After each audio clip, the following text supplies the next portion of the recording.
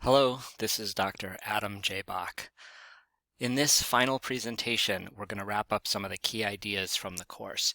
This presentation is very much optional. There's no new material in this audio presentation. If you have other things to do, I fully understand. I will keep this pretty quick.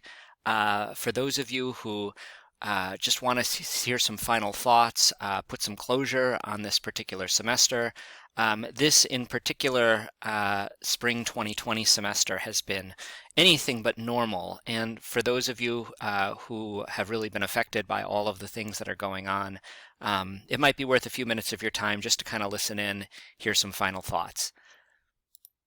So the key things we're going to talk about here, just reviewing the journey we've been on, a few lessons from the T-shirt project, a couple notes about entrepreneurship and society, and just wishing you well on the next steps and wherever your entrepreneurial journey takes you.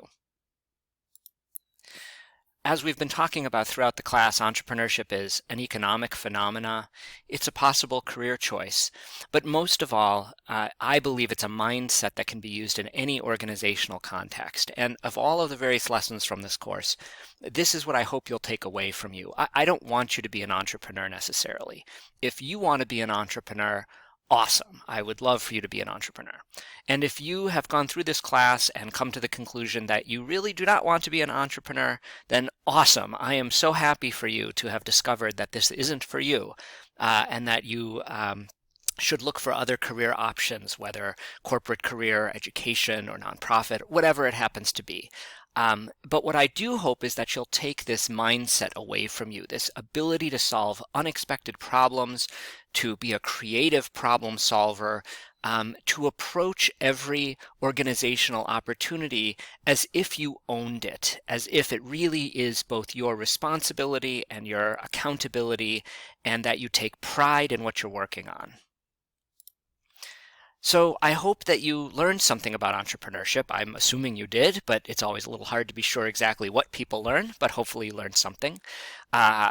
You may remember this from the beginning, that I hoped you would try out some entrepreneurial activities. You've definitely done so. Not quite all of the ones that I had hoped for, but that's a lesson in itself.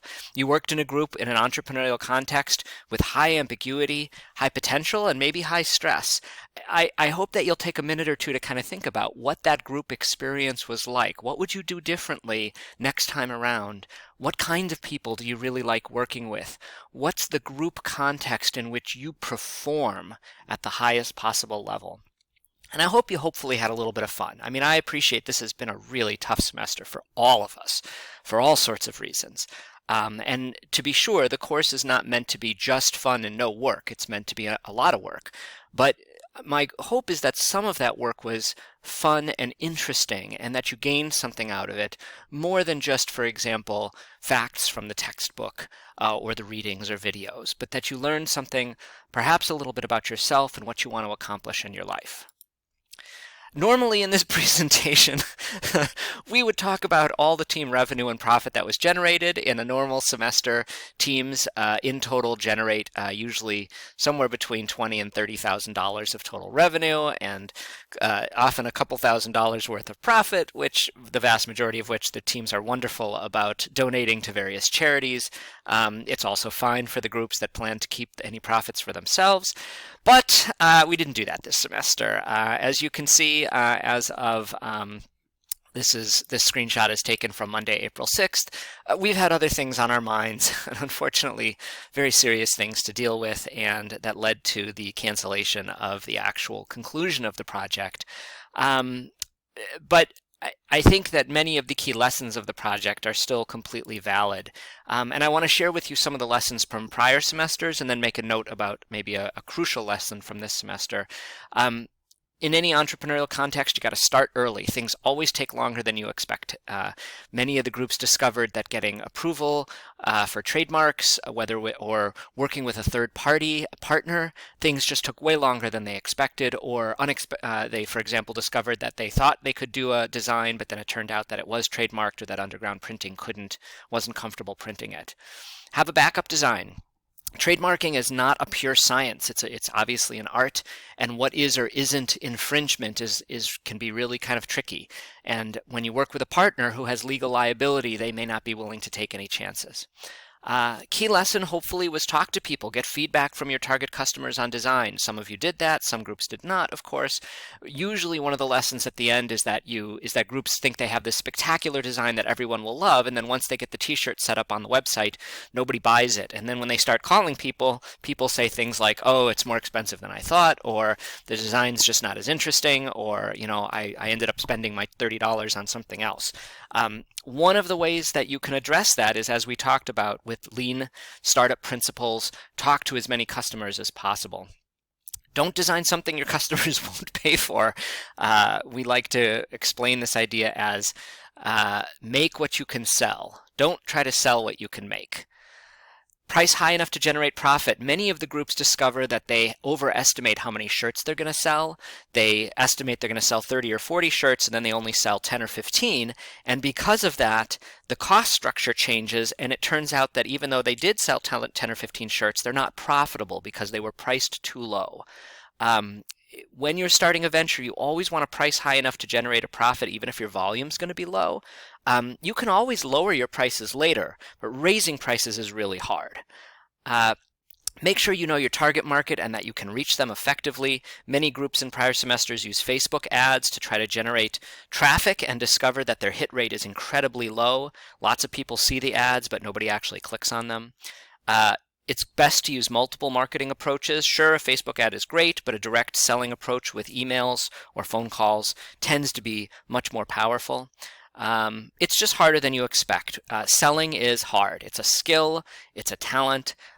Yes, some people are better at it than others, and you can learn many of the skills associated with selling, but this is often students' first experience with this sort of third-party selling process, and it often turns out to be much more difficult than they expected. And then our special lesson for 2020, recognize that some things are out of your control.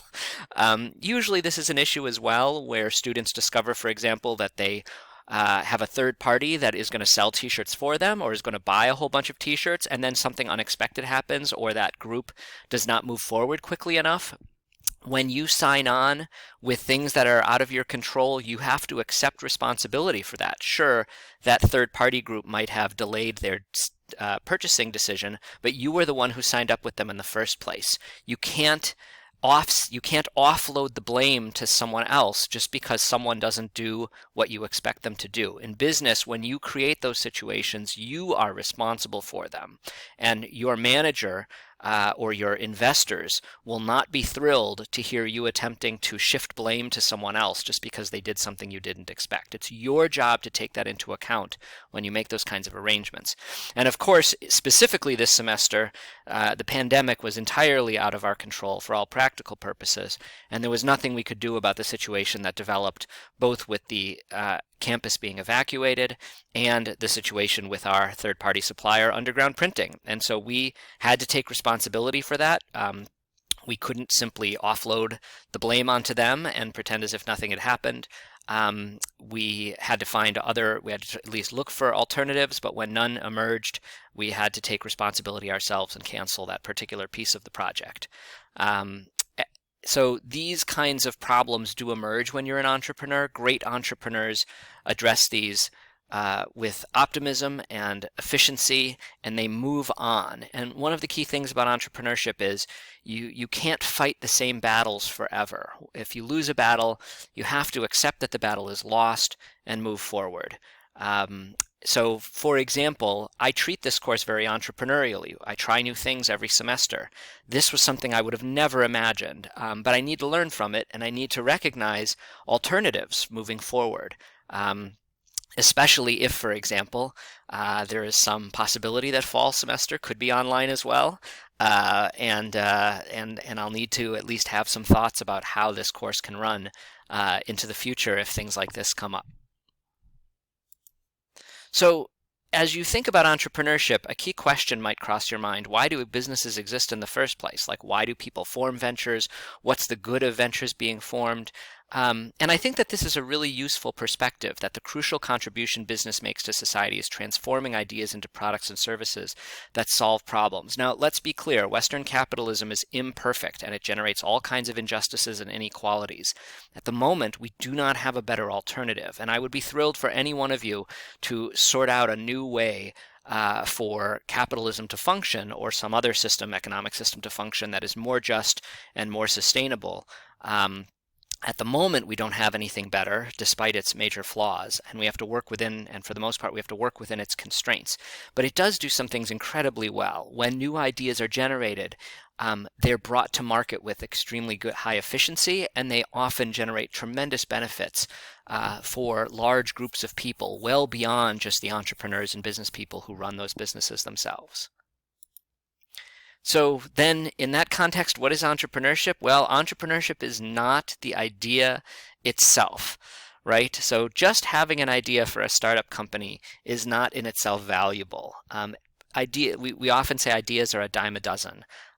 It's the ability to be an entrepreneur and to take that idea and to do something with it, to implement a plan, to create an organization, and to create value and capture value from that idea. Entrepreneurship is ultimately about doing. So thank you so much for being part of this class. Thank you for your good wishes, your good grace in this crisis that we experienced this semester. I encourage you to stay in touch with me. I'm very easy to find online, obviously. You are welcome to send me a connection request on LinkedIn. If you do, please just note in the message that you took 322. I do get a lot of invitations, and as much as I try to learn students' names, I often have a lot of students each semester, and it's hard to be sure. If you note the course number, I will quickly accept your invitation. You are free to look through my network and see if there are connections or companies that are of interest to you. And I hope that this semester is an opportunity for you to think carefully and deeply about what it is you want to accomplish in your life in this changing world that we live in, and how entrepreneurial thinking might help you accomplish all of the goals that you wish to achieve. Best wishes wherever your entrepreneurial journey takes you.